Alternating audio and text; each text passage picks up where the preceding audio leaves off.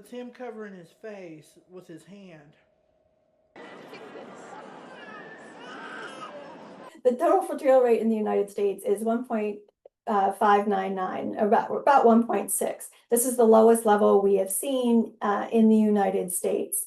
And this is below the level we generally consider as demographers to be the replacement level, which is about 2.1, so that every woman basically replaces herself and a partner. And that 0.1 is some wiggle room for infant mortality and other illnesses and deaths.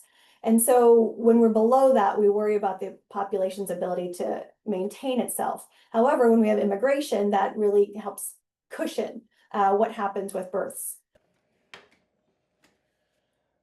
I know you have a lot of things going on in your life, but try not to make any big... Yeah, I think this really speaks to how concerned people are about their economic circumstances. That is really the number one driver of how people feel about having children.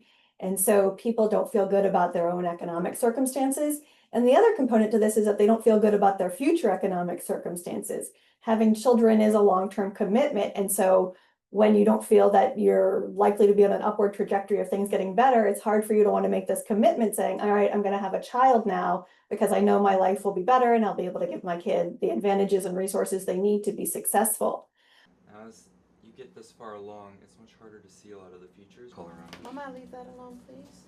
And there's your heart. It's likely to continue this sort of incremental decline. Where the bottom where we'll land and sort of stabilize is unclear. I will say I don't think anything that is happening right now is going to encourage people to have births or form relationships for that matter. I think people just really feel uncertain about what the future looks like. She's drinking the fluid right now. And there's her hands, her placenta. Now they're worried about their jobs, they're worried about the cost of living, they're worried about housing, they're worried about safety, they're worried about the climate, they're worried about access to, reproductive health and healthcare, and, they're worried about things. And worry is not a good moment to have kids. Yeah. Ooh, it's definitely a contraction. No, I took care of it. I don't think there's a rejection of parenthood. People are still open to having kids, they're interested in having kids, but they want to have kids if they feel like they have a good life, they have a good job, they have a good future, they can have a good housing situation. And that is not the case for so many Americans. How are you doing today? Fine. Doing okay? Yeah. So one of the things that just came through in the recent budget bill is these Trump accounts, $1,000 as an investment account. That the government will give $1,000 and then parents or other family members can add to this over time, and the child will have access to this when they turn 18.